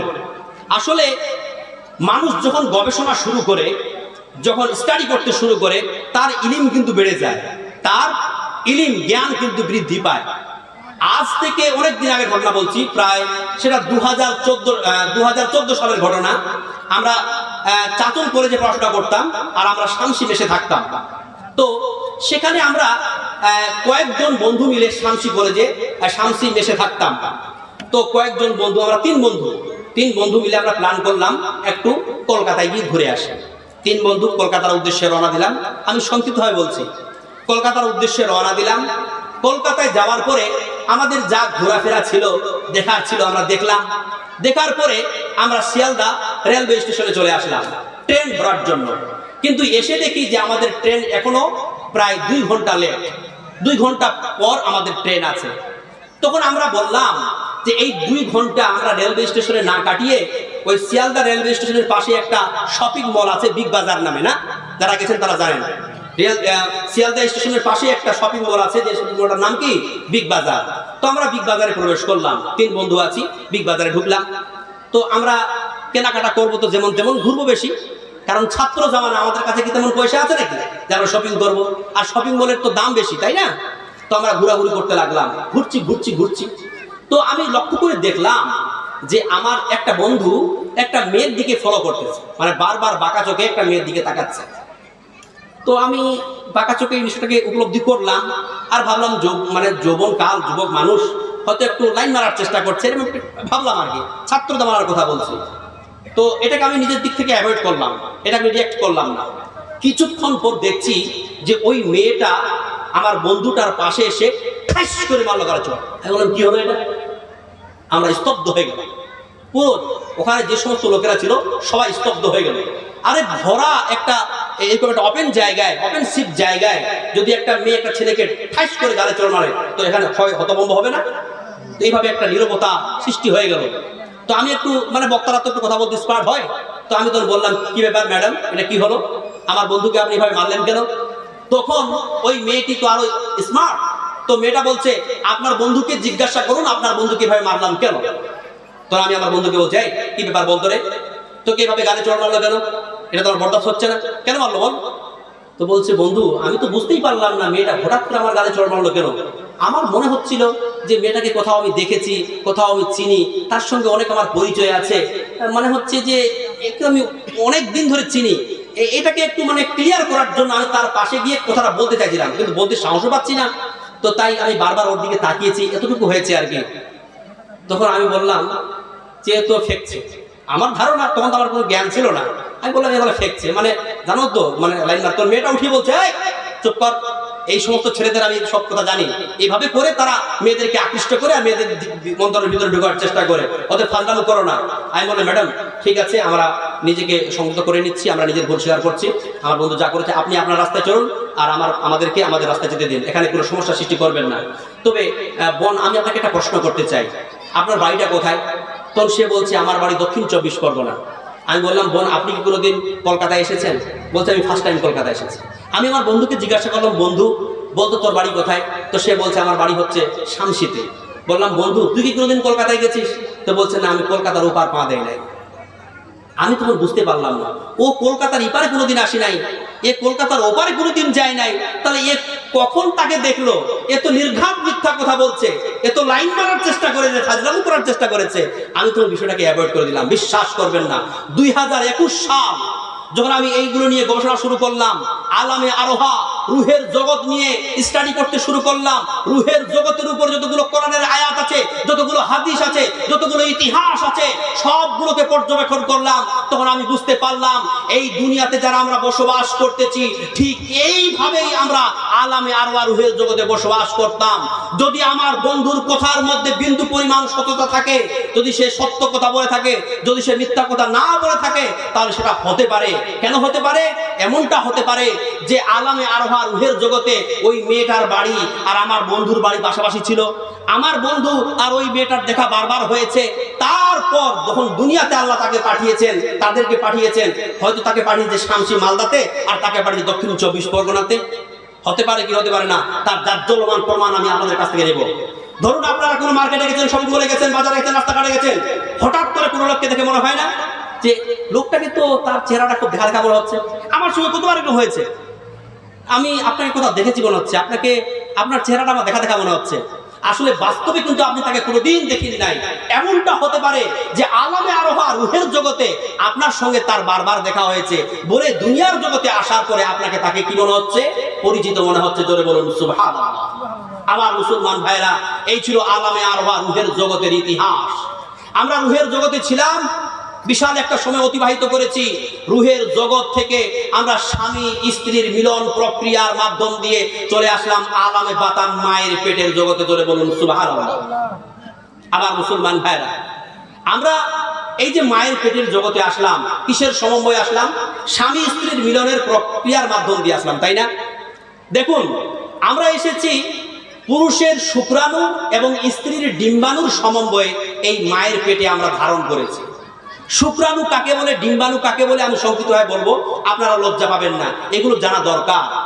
শুক্রাণু হচ্ছে যখন একজন পুরুষ তার স্ত্রীর সঙ্গে সহবাস করে বা মিলন করে, তখন উত্তেজিত ভাবে পুরুষের পুরুষাঙ্গ থেকে, পুরুষের লিঙ্গ থেকে যেই তরল পদার্থটা বেরিয়ে যায় সেটাকেই বলা হয় বীর্য। আর এক বিন্দু বীর্যের মধ্যে 20 লক্ষ শুক্রাণু পিঠ থাকে। জোরে বলুন সুবহানাল্লাহ। একটা মেয়ে যখন সাবালিকা হয়, প্রাপ্তবয়স্ক হয়ে যায়, তখন তার জরায়ুর মধ্যে, অর্থাৎ তার গর্ভের মধ্যে, তার বাচ্চাদানির মধ্যে অসংখ্য ডিম্বাণু তৈরি হয় এবং ওই ডিম্বাণুগুলো তার সঙ্গে শুক্রাণুর অপেক্ষা করে। যখন সে শুক্রাণুর মিলন পায় না, তখন সে মাসের নির্দিষ্ট কয়েকটি দিনের ব্যবধানে নষ্ট হয়ে বের হয়ে যায়, যেটাকে আমরা বলি কি মাসিক বা হায়েজ, ঠিক না? এটা কিন্তু হয়ে থাকে। কিন্তু যখন স্বামী স্ত্রীর মধ্যে মিলন হয়, মিলন হওয়ার পরে পুরুষের পুরুষাঙ্গ থেকে এক বিন্দু বীর্য নির্গত হয়ে ওই স্ত্রীর জরায়ুর দিকে ধাবিত হয় ডিম্বাণুর সঙ্গে মিলিত হওয়ার জন্য। শুক্রাণু ওই বীর্য বিন্দুটা যখন চলতে শুরু করে, বিজ্ঞান প্রমাণ করেছে ওই এক বিন্দু বীর্যের মধ্যে 20 লক্ষ শুক্রাণু কীট থাকে। ওই শুক্রাণু কীটগুলো একে অপরের সঙ্গে লড়াই করে, একে অপরের সঙ্গে যুদ্ধ করে, সংগ্রাম করে। কেবলমাত্র একটি সক্রিয় শুক্রাণু কীট সকল শুক্রাণু কীটকে পরাজিত করে ওই ডিম্বাণুর মধ্যে প্রবেশ করে যায়, আর তখন একটা ইমপ্রয় বা ভ্রূণের তৈরি হয়ে। জোরে বলুন সুবহানাল্লাহ। আপনি বুঝতে পারলেন কি করে বাচ্চা মায়ের পেটে, মায়ের জরায়ুর মধ্যে একটা ইমপ্রয় বা ভ্রূণের তৈরি হয়? আপনি কি জানেন ওই ইমপ্রয়টা, ওই ভ্রূণটা দেখতে কেমন? এত তুচ্ছ, এত নিকৃষ্ট, আপনি কল্পনা করতে পারবেন। আপনি দেখবেন বর্ষাকালে যখন প্রচুর পরিমাণে বৃষ্টি হয়, তো বর্ষাকালে মাঠে দেখবেন ব্যাঙগুলো মানে নানান রকম আওয়াজ করতে শুরু করে না? ব্যাঙগুলো বুলে কিনা রে, ব্যাঙ বাজে কিনা, ব্যাঙ বুলে কিনা। তো বাচ্চারা তখন মাঠে যায় আর ওই ব্যাঙের বাচ্চাগুলোকে নিয়ে খেলা করে। তো একটা বাচ্চা কি করেছে জানেন? মাঠের মধ্যে যাবার পরে ওই ব্যাঙের পোনাগুলোকে নিয়ে সে ভেবেছে এগুলো ব্যাঙের পোনা না, এগুলো মনে হয় বোয়াল মাছের পোনা। ও বোয়াল মাছের পোনা মনে করে ওই ব্যাঙের পোনাগুলো নিয়ে এসে তার মাকে দিচ্ছে আনন্দের সাথে। মা মা মা ধরো আমি বোয়াল মাছ বেড়ে নিয়ে এসছি। মা তোর হাতে নিয়ে বলছে কা দেখি। মা তোর হাতে নিয়ে দেখছে এ তো বোয়াল মাছের পোনা না, এ তো ব্যাঙের পোনা। ছি ছি, এটা তো ব্যাঙের পোনা, এটা তো বোয়াল মাছ না। এতটা তুচ্ছ ছিলাম আমরা, এতটা নিকৃষ্ট ছিলাম আমরা। প্রথমে আমরা মায়ের পেটে ছিলাম স্পার্ম ডগ, শুক্রবিন্দুতে। তারপর 40 দিন পর আমরা চলে গেলাম ব্ল্যাক কট, রক্তপিণ্ডে। আবার 40 দিন পর আমরা চলে গেলাম লিটল ফ্লাস, গোস্তপিণ্ডে। তারপর 40 দিনে আমরা চলে গেলাম বন, হাড্ডিতে। তারপর ওই হাড্ডির উপরে মাংসের প্রলেপ দিয়ে দেওয়া হলো। জোরে বলুন সুবহানাল্লাহ। আবার মুসলমান ভাইরা, আমরা যে মায়ের পেটে একটু একটু করে বড় হই, এটা আল্লাহ পাক কোরআনে বলেছেন। আল্লাহ পাক রব্বুল আলামিন বলেন, ইন্না খালাকাকুম ইউজমাউ ফি বাতনি উম্মিহি 40 ইয়াওমান। আমি তোমাকে তোমার মায়ের গর্ভে প্রতি 40 দিন অন্তর একটু করে বড় করি। ধরে বলুন সুবহানাল্লাহ। এটা কথা কার? আল্লাহ বললেন স্বয়ং। বিজ্ঞান এই কথা প্রমাণ করেছে। বিজ্ঞান বলেছে যে ভ্রূণের প্রতি 40 দিন অন্তর একটা নোটিসেবল ডেভেলপমেন্ট ঘটে, একটা উন্নতি ঘটে। আল্লাহ পাক রব্বুল আলামিন পবিত্র কোরআন কারীমের মধ্যে বলেন, সুন্না খালাকনান নুতফাতা আলাকাতান ফাখালাকনাল আলাকাতা মুযগাতান ফাখালাকনাল মুযগাতা ইদামান ফাকাসাউনাল ইদামা লাহমান সুম্মা আনসানাহু খালাকান আখার। আমি প্রথমে মানুষকে নুতফা থেকে অর্থাৎ স্পার্ম ডগ, শুক্রবিন্দু থেকে ব্ল্যাক কট, রক্তপিণ্ডে নিয়ে যাই। তারপর রক্তপিণ্ড থেকে আমি গোস্তপিণ্ডে নিয়ে যাই। গোস্তপিণ্ড থেকে তারপরে আমি বন বা হাড্ডিতে পরিণত করি। তারপরে ফাকাসাউনাল ইদামা লাহমান, তারপরে আমি ওই হাড্ডির উপরে মাংসের প্রলেপ দিয়ে দিই। জোরে বলুন সুবহানাল্লাহ। সুম্মা আনসানাহু খালাকান আখার, তারপরে আমি নতুন এক সৃষ্টি রূপে সৃষ্টি করে দিই। জোরে বলুন সুবহানাল্লাহ। ও আমার মুসলমান ভাইরা, মা ও বোনেরা, আপনি 40 দিন যখন আপনি কমপ্লিট করলেন, আল্লাহ পাক রব্বুল আলামিন আপনাকে আলামে আরফা থেকে তুলে নিয়ে আপনার ওই শরীরের মধ্যে ফিট করে দিল এবং আপনার মেশিনটা স্টার্ট করে দিল। জোরে বলুন সুবহানাল্লাহ। বলুন আপনি কোথা থেকে কোথায় আসলেন? আলামে আরফা থেকে আপনি চলে আসলেন কোথায়? মায়ের পেটের জগতে। এই মায়ের পেটের জগতে আমরা একটা সময় অতিবাহিত করলাম, ঠিক কিনা? মায়ের পেটের জগতে আমরা একটা সময় অতিবাহিত করলাম। তারপরে আমরা জন্ম প্রক্রিয়ার মাধ্যম দিয়ে আমরা চলে আসলাম কোথায়? এই দুনিয়ার জগতে, এই দেহের জগতে। জোরে বলুন সুবহানাল্লাহ। দেখুন, আমরা যে মায়ের পেট থেকে দুনিয়ার জগতে আসলাম, মায়ের পেট থেকে দুনিয়ার জগতে আসার মাধ্যম কয়টা? কে বলতে পারবেন? ইসলামিক জেনারেল নলেজ থাকা দরকার। উত্তর দেবেন। মায়ের পেট থেকে দুনিয়ার জগতে আসার জন্য মাধ্যম কয়টা? বলুন। একটা, শুধু প্রসব মাধ্যম। এটাই মাধ্যম, এটাই মাধ্যম। কিন্তু বিজ্ঞান আপডেট হয়েছে, বিজ্ঞান ডেভেলপ করেছে, বিজ্ঞান উন্নতি করেছে। তার জন্য আবার একটা এমার্জেন্সি মাধ্যম তৈরি হয়েছে, যে মাধ্যমটার নাম কি? সিজার। আরে পেটটা কেটে দিয়ে বের করে দেওয়া। আগেকার মা ও বোনেরা যখন সন্তান জন্ম দিয়েছে কত না কষ্ট পেয়েছে, কত না যন্ত্রণা পেয়েছে।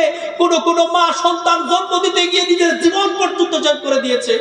কখনো কখনো মায়েরা সন্তান জন্ম দেওয়ার আগে তার স্বামীর কাছে মাপ চেয়ে বলেছে, স্বামী তুমি আমারে মাফ করে দিও, আমিও মনে হয় আর কয়েকদিন পর সন্তান প্রসব করতে যাব, জানি না আমি পৃথিবীতে আর থাকতে পারবো কি পারবো না। কারণ অনেক মায়েরা সন্তান জন্ম দিতে গিয়ে নিজের জীবন পর্যন্ত কি করেছে বলুন? শেষ করে দিয়েছে। কিন্তু আজকালকার মায়েরা সন্তান জন্ম দিতে গিয়ে কোনো টেনশন করে না। আমি আমার ওয়াইফের কথা বলি। রিসেন্ট আমার ওয়াইফের বাচ্চা হলো, তো আমার ওয়াইফ বলছে আমি বুঝতেই পারলাম না যে আমার সন্তান কি করে হয়ে গেল। আমি দেখতে পাচ্ছি চোখ খোলা আছে, আমার নিচের দিকে কিছু কাজ করা হচ্ছে, হঠাৎ করে বাচ্চারা বের করে দিয়ে বলছে এই তোমার বাচ্চা। আমি বুঝতেই পারলাম না। আজকালকার মায়েরা যেমন সন্তান জন্ম দিতে গিয়ে কষ্ট পায় না, তাই তারা সন্তানের কদরও করতে জানে না, সন্তানকে মূল্যায়ন করতে জানে না। আর আজকালকার সন্তানেরাও আবার তাদের মা বাপকে সম্মান করতে জানে না, ঠিক কিনা বলুন? আমার মুসলমান ভাইরা, একটা কথা বলি, মন দিয়ে শুনুন। একটা হাদিস আপনারা জানেন না? আল্লাহ রসুলের কাছে একজন সাহাবী এসে বলল, মান আহাক্কু বিহুসনি সাহাবাতি ইয়া রাসূলুল্লাহ, আমার সহচর্যে ভালো ব্যবহার পাওয়ার অধিকারী কে রাখে? রাসূল সাল্লাল্লাহু আলাইহি ওয়াসাল্লাম বললেন, উম্মুকা, তোমার মা। সাহাবীটি আবার জিজ্ঞাসা করলো, রাসূল সাল্লাল্লাহু আলাইহি ওয়াসাল্লাম বললেন, উম্মুকা, তোমার মা। সাহাবীটি আবার জিজ্ঞাসা করলো, রাসূল সাল্লাল্লাহু আলাইহি ওয়াসাল্লাম বললেন, উম্মুকা, তোমার মা। তিনবার মায়ের কথা বললেন, চতুর্থবারে বললেন, আবুকা, তোমার বাবা। কেন বললেন জানেন? সংকিত হয় বলছি, মন দিয়ে শুনুন। কারণটা হচ্ছে এই যে মা যখন সন্তান জন্ম দেয় এত যন্ত্রণা পায়, এত ব্যথা পায়, এত কষ্ট পায়, যেই কষ্টের কথা স্বয়ং আল্লাহ নিজের কোরআনে লিপিবদ্ধ করেছেন। জোরে বলুন সুবহানাল্লাহ। আল্লাহ পাক রব্বুল আলামিন বলেন, ওয়া ওয়াসাইনাল ইনসানা বিওয়ালিদাইহি ইহসানান হামালাতুহু উম্মুহু কুরহান ওয়া ওয়াযাআতুহু কুরহান। অন্য একটি আয়াতে আল্লাহ পাক বলেছেন, ওয়াহানান আলা ওয়াহানিন, মা যখন সন্তান জন্ম দিতে যায় প্রচন্ড কষ্ট পায়, যন্ত্রণা পায়, প্রচন্ড ব্যথা পায়। আহারে কত ব্যথা, কত কষ্ট, কত যন্ত্রণা, কত যন্ত্রণা বলবো? আপনারা তো খুব জ্ঞানী গুণী মানুষ, অন্য শিক্ষায় শিক্ষিত, তার অন্য দিক দিয়ে একটু বুঝাই। মেডিকেল সায়েন্স আমাদের কি বলে জানেন? একটা মানুষ যখন 45 ডে পেইন পেয়ে নিবে, অর্থাৎ ব্যথা পেয়ে নিবে, লোকটা on the spot, on the platform death হয়ে যাবে, মানে মারা যাবে। কত বললাম বলুন? 45 ডেল ব্যথা। ব্যথা মাপার যন্ত্রণাটা কি বলা হয়? কি বলা হয়? ডেল। ডেল মাপক যন্ত্রের নাম ডেল। তো এই ডেল 45 ডেল যদি কোনো মানুষ ব্যথা পেয়ে যায়, লোকটা তৎক্ষণাৎ মারা যাবে। আল্লাহ তারপরে মেডিকেল সায়েন্স আবার বলছে, যখন একজন মা সন্তান প্রসব করতে যায়, আমরা ওই ব্যথাটাকে মেপে দেখেছি। যখন একজন মা সন্তান প্রসব করতে যায়, ওই মাটা সন্তান প্রসব করার সময় 57 ডেল ব্যথা পায়। ধরে বলুন সুবহানাল্লাহ। একটা মানুষ 45 ডেল এর উপরে ব্যথা পেলে মারা যাবার কথা, তো একটা মা 57 ডেল ব্যথা পাওয়ার পরও মরছে না কেন বলুন তো? এটাই হচ্ছে আল্লাহর কুদরত, এটাই হচ্ছে আল্লাহর কারিশমা। একজন মা 57 ডেল ব্যথা পাচ্ছে, অথচ মৃত্যুবরণ করে না। আর আপনাকে যদি আমি একটা ঘুষি মারি, ঘুষি মেরে মেরে মেরে, তারপর মেরে মেরে মেরে মেরে, বন্দুকের গুলি মেরে মেরে, যখন আপনার ব্যথার পরিমাণ 45 থেকে 46 ডেল হয়ে যাবে, আপনি তখনই মারা যাবেন। একজন মা সন্তান জন্ম দিতে যাচ্ছে, সে 57 ডেল ব্যথা পাচ্ছে, মৃত্যুবরণ করে না। একটা ডক্টর বলছে, একটা মাকে নিয়ে আসা হলো, আসার পরে ডক্টর নার্সদের বলছে, ও নার্সেরা শোনো, এই মাকে শক্ত করে মজবুতির সঙ্গে তার হাত এবং পাকে ধরে রাখো। কেন বলতো? এই মাটা এখন সন্তান প্রসব করবে। সন্তান প্রসব করার সময় এই মাটা খুব ছটফট ছটফট করবে, খুবই ব্যথা পাবে। মাটাকে ছাড়বে না, কারণ অনেক সময় অনেক মায়েরা ব্যথার জ্বালা সহ্য না করতে পেরে নিজের জীবন দিয়ে দিয়েছে। হাত ছাড়বে। প্রসব শুরু হয়ে গেল, মাটা ছটফট ছটফট ছটফট ছটফট করছে। আল্লাহ, সহ্য করতে পারছি না, কত ব্যথা, আল্লাহ তুমি আমাকে নিয়ে যাও, আর আমি থাকতে চাই না। যখনই সন্তান প্রসব হয়ে গেল, আর মায়ের ওই চোখ সন্তানের উপরে পড়লো, সন্তানের প্রতি মায়া, মমতা, ভালোবাসার পারাবার এমন ভাবে উঠলে উঠলো, ওই মা বলে যে আর আমি পৃথিবী ছেড়ে যেতে চাই না, আর আমি আমার সন্তানকে ছেড়ে যেতে চাই না। ডক্টর সাহেব কিছুক্ষণ পরে এসে বলছে, how are you feeling better নাও?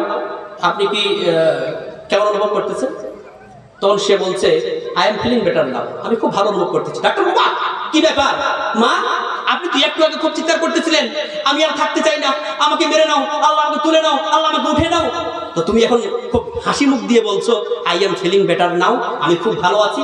ব্যাপারটা তো বুঝতে পারলাম না। মা তখন বলে, ডাক্তার সাহেব আমি জানি না, যখন আমি সন্তান প্রসব করতেছিলাম তখন আমার এমনই মনে হচ্ছিল যে আল্লাহ দুনিয়াতে থাকতে চাই না, কষ্ট সহ্য করতে পারি না। কিন্তু যখনই আমি সন্তান প্রসব করে দিলাম আর আমার এই দুই চোখ সন্তানের উপরে গিয়ে পড়লো, সন্তানের প্রতি মায়া, মমতার, ভালোবাসার পারাবার এমন ভাবে উঠলে উঠলো যে আর আমি আমার সন্তানকে ছেড়ে কোথাও যেতে চাই না। নারায়ে তাকবীর।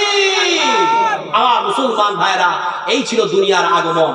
আসলে এমার্জেন্সি মাধ্যম হয়েছে, এই মায়ের কষ্ট আমরা আর বুঝতে পারি না। তাহলে প্রশ্ন করি আপনাদেরকে, আমরা কয়টা মাধ্যমে দুনিয়াতে আসি বলুন? দুইটা। একটা হচ্ছে নরমাল মাধ্যম, যেটা প্রসব মাধ্যম, আর একটা হচ্ছে এমার্জেন্সি মাধ্যম, যেটা সিজার মাধ্যম, তাই না? একটা প্রশ্ন করি আপনাদেরকে, দেখি আপনাদের কতটা নলেজ আছে বা সাধারণ আইকিউ কতটা আছে, আপনাদের সাধারণ জ্ঞান কতটা আছে। একটা বাচ্চা যখন জন্ম লাভ করে, মানে মাতৃগর্ভ থেকে যখনই বেরিয়ে আসে দুনিয়াতে, বাচ্চারা টুয়া টুয়া টুয়া কান্না শুরু করে দেয় না? বলুন তো বাচ্চারা তখন হঠাৎ করে কান্না কেন করে?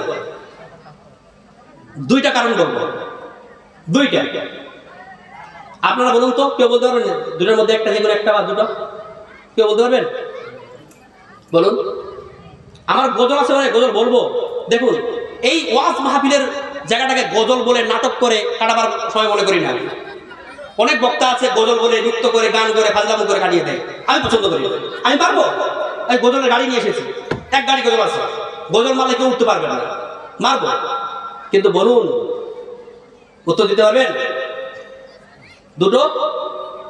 আমি বলি, সন্তান যখনই পৃথিবীতে আসে, পৃথিবীতে প্রথম কদম রাখা মাত্রই সেই শয়তানকে দেখতে পায়। বুঝা গেল না? শয়তানকে দেখতে পেয়ে শয়তানের ওই বিকট চেহারা দেখে সে সঙ্গে সঙ্গে কান্না করতে শুরু করে। এক। দুই নম্বর কারণ হচ্ছে যে সন্তান যখন বেরিয়ে হয়ে আসে আর ডাক্তার যখন নাভিটা কেটে দেয়, তখন টুয়া টুয়া টুয়া কান্না শুরু করে। আল্লাহ, এই ডাক্তার কত নিষ্ঠুর, এই ডাক্তার কত পাষাণ। একটাই তো আমার খাবারের কানেকশন ছিল, কারণ ওই মায়ের খাদ্যনালীর সঙ্গে বাচ্চার নাভির একটা খাদ্যের একটা কানেকশন ছিল। এটা আমার কানেকশন, এটার মাধ্যম দিয়ে আমি খাচ্ছিলাম, এটার মাধ্যম দিয়ে আমি বেঁচেছিলাম। এই ডাক্তার কত নিষ্ঠুর, এই ডাক্তার কত পাষাণ, আমার খাদ্যের কানেকশনটা কেটে দিল।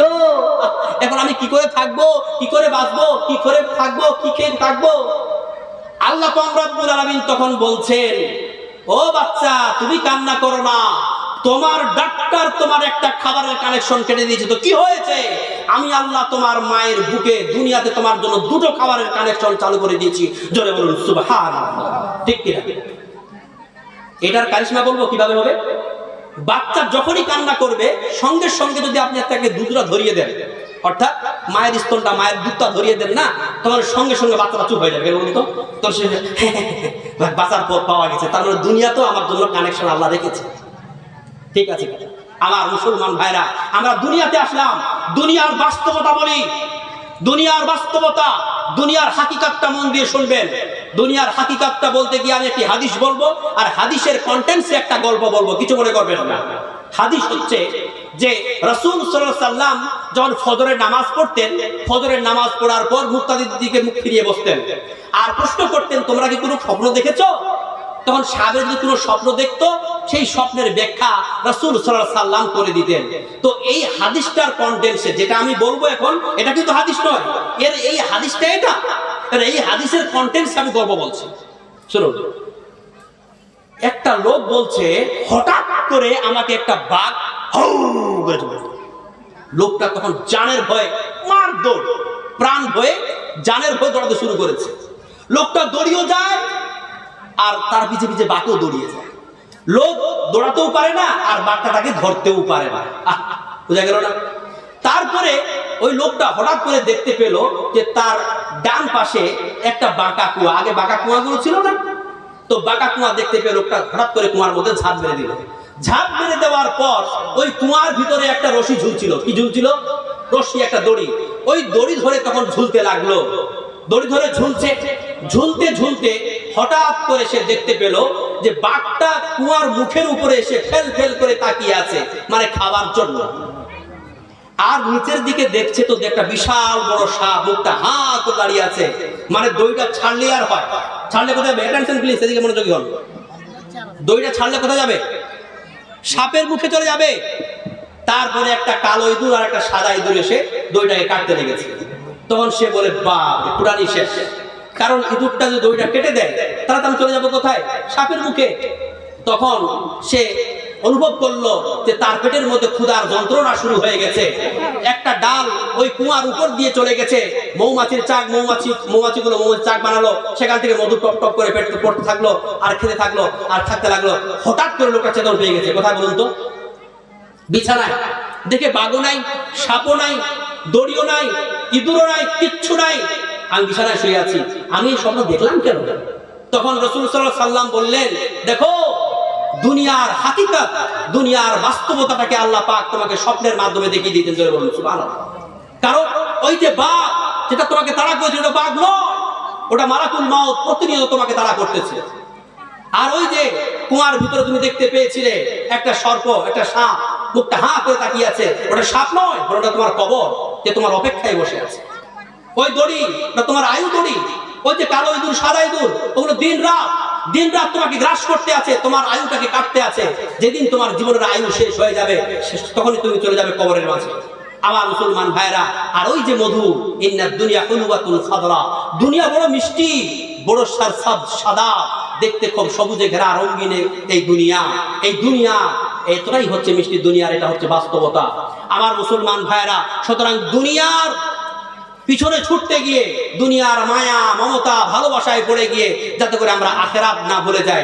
দুনিয়াতে যারা ডুবে আছে, দুনিয়াতে যারা মাগলুব হয়ে আছে, দুনিয়ার ব্যতিব্যস্ততা যারা মেতে গেছে, তাদের জন্য কিন্তু ওই আখিরাতে শান্তিময় স্থান হবে না, অর্থাৎ জান্নাত হবে না, তারা সোজা জাহান্নামে চলে যাবে। কিন্তু যারা দুনিয়াতে ভালো আমল করবে, ভালো কিছু করবে, নেক কাজ করবে, তারা কিন্তু সেই দিন কি পাবে? আখিরাতে গিয়ে তারা জান্নাত পাবে। জোরে বলুন সুবহানাল্লাহ। সুতরাং আমার মুসলমান ভাইরা, এই দুনিয়াকে প্রাধান্য দেবেন না, এই দুনিয়াকে প্রাধান্য দেবেন না। এই দুনিয়া ক্ষণিকের দুনিয়া, 3 দিনের দুনিয়া, মিছে দুনিয়া। এই দুনিয়া ছেড়ে আপনাকে চলে যেতে হবে আখিরাতে, পরকালে পাড়ি দিতে হবে। আমি 6টা জগতের কথা বলেছিলাম, তার মধ্য থেকে আমি এখন দুনিয়ার জগৎ নিয়ে আলোচনা করছি।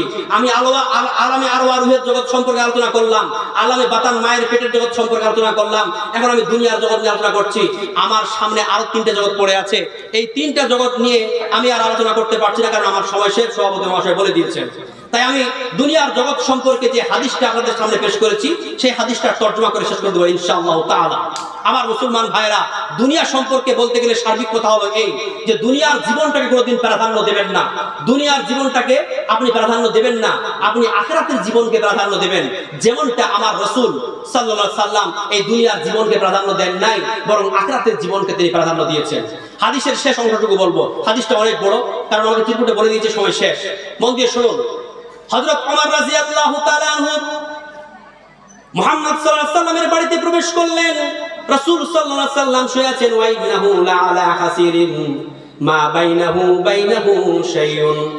আল্লাহ রাসূল শুয়ে আছেন এক চাটাইয়ের উপরে, চাটাই এবং রাসূল সাল্লাল্লাহু আলাইহি সাল্লামের দেহের মধ্যে আর কিছু নাই, তার মাঝখানে আর কোনো কিছুই নাই। ওয়া তাহতা রাশিহি বিসাদাতুন মিন আদামি হাসুহা লিফুন, এবং রাসূল সাল্লাল্লাহু আলাইহি সাল্লামের মাথার নিচে গাছের ছাল ভর্তি একটা বালিশ। ওয়া ইন্না ইনদা রিজলাইহি কারজান মাসবুবান, এবং রাসূল সাল্লাল্লাহু আলাইহি সাল্লামের পায়ের নিচের দিকে গাছের লতা পাতার একটা স্তূপ। ওয়া ইন্না ইনদা রাশিহি আহাতুন মুআল্লাকাতুন, এবং রাসূল সাল্লাল্লাহু আলাইহি সাল্লামের মাথার উপরে একটা পানির মশক ঝুলতেছে। তারপর রাসূল সাল্লাল্লাহু আলাইহি ওয়াসাল্লাম ওমর রাদিয়াল্লাহু তাআলা আনহু ফাআসারাল হাসির ফি জানবিহি, হযরত ওমর রাদিয়াল্লাহু তাআলা আনহু রাসূল সাল্লাল্লাহু আলাইহি সাল্লামের পিঠের মধ্যে চাটাইয়ের দাগ দেখতে পেলেন। ফারাইতু আসারাল হাসির ফায়ুবকিকা, সঙ্গে সঙ্গে তিনি কান্না করতে লাগলেন। আল্লাহ রাসূল বললেন, ক্বালা মা ইউবকিকা ইয়া ওমর, ওমর তুমি কেন কান্না করতেছো? ওমর তখন বলল, ইয়া রাসূলুল্লাহ ইন্না কিসরা ওয়া কাইসারা ফীমা হুমা ফী, কিসরা এবং কায়সারেরা কত আলিশান বিল্ডিং এর ভিতরে, কত সুন্দর সোফাতে, নরম গদিতে তারা শুয়ে আরাম করতেছে, আর আপনি রাহমাতুল লিল আলামিন, সারা বিশ্বের নবী, সারা বিশ্বের নেতা, রাহমাতুল লিল আলামিন, আপনার কি অবস্থা? এই দৃশ্যটা দেখে হযরত ওমর রাদিয়াল্লাহু তাআলা পুড়ে পুড়ে কাঁদতে লেগেছে। আল্লাহ পাক রব্বুল আলামিনের নবী ওমরকে সান্ত্বনা দিয়ে বললেন, ওমর তুমি কান্না করো না। আমা তারজা আন তাকুনা লাহুমুদ দুনিয়া ওয়া লানাল আখিরা, তুমি কি এতে সন্তুষ্ট নও? তাদের জন্য দুনিয়া আর আমাদের জন্য হলো আখিরাত। সুবহানাল্লাহ। আমার মুসলমান ভাইরা, সুতরাং আল্লাহ পাকের নবী বলতে চাইলেন যে তুমি কি এটাতে সন্তুষ্ট নও যে ওদের জন্য দুনিয়া আর আমাদের জন্য আখিরাত? রাসূল সাল্লাল্লাহু আলাইহি সাল্লাম সবসময় তিনি কি করেছেন? সবসময় তিনি আখিরাতকে প্রাধান্য দিয়েছেন, তিনি দুনিয়াকে কোনোদিন প্রাধান্য দেন নাই। সুতরাং আমার মুসলমান ভাইরা, আলোচনা সম্পূর্ণের জন্য সম্পূর্ণ কবুল করতে পারলাম না, দুঃখিত। এতক্ষণ ধরে আমি যতগুলো আলোচনা করলাম কোরআন এবং হাদিস থেকে বলার চেষ্টা করেছি, তবু যদি মুখ ফুসকে কিছু মিস ইনফরমেশন বেরিয়ে যায় তাহলে আমি আল্লাহর কাছে দোয়া করি যাতে আল্লাহ পাক আমাদের স্মৃতিপট থেকে সেগুলোকে মুছে দেন এবং যেগুলো সহিহ সেগুলোর প্রতি আমল করার তৌফিক দান করেন। আমি বলেছিলাম যে আমাদের এই মানব জীবন টোটাল 6টা জগৎকে অতিক্রম করে, তার মধ্য থেকে আমি 3টা জগৎ সম্পর্কে সংক্ষিপ্ত আলোচনা করলাম, বাকি 3টা জগৎ রয়ে গেল। এই 3 জগৎ সম্পর্কে ইনশাআল্লাহ তাআলা পরবর্তীতে আলোচনা হবে যদি আমাদের আবার মোলাকাত হয়, হায়াত বাকি তো মোলাকাত বাকি। আমি কি একটা গজল পরিবেশন করে বিদায় নিতে পারি? অসুবিধা আছে? একটা গজল বলেই আপনাদের সামনে থেকে আমি বিদায় নিয়ে নেব, ঠিক আছে? গজলটা বলার পরে আমি কথা বলবো না, ডাইরেক্ট নেমে যাবো, যা বলার আমি বলে দিলাম।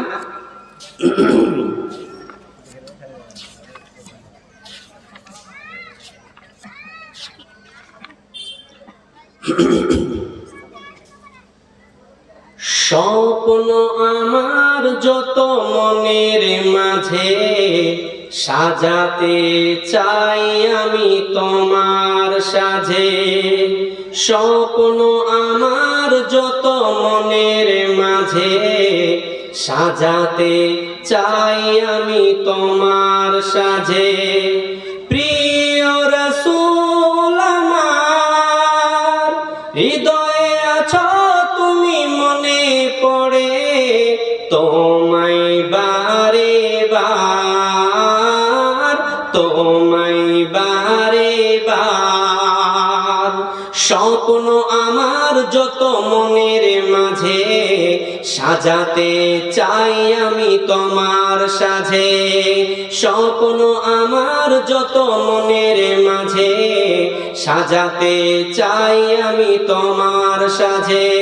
প্রিয় রাসূল আমার হৃদয়ে আছো তুমি, মনে পড়ে তোমায় বারে বার, তোমায় বারে বার। মা আমিনার কোলে তুমি এলে, দিনের আলো ভবে জ্বালিয়ে গেলে। মা আমিনার কোলে তুমি এলে, দিনের আলো ভবে জ্বালিয়ে গেলে। সেই আলো ছড়ালো বিশ্ব জুড়ে, দূর হলো সকল আধার। প্রিয় রাসূল আমার হৃদয়ে আছো তুমি, মনে পড়ে তোমায় বারে বার, তোমায় বারে বার। কোরআন হাদিস আজও আছে, থাকবে পৃথিবী যতদিন রবে। কোরআন হাদিস আজও আছে, থাকবে পৃথিবী যতদিন রবে। তোমার পথে যদি চলতে পারি, মুক্তি পাবো পরপার।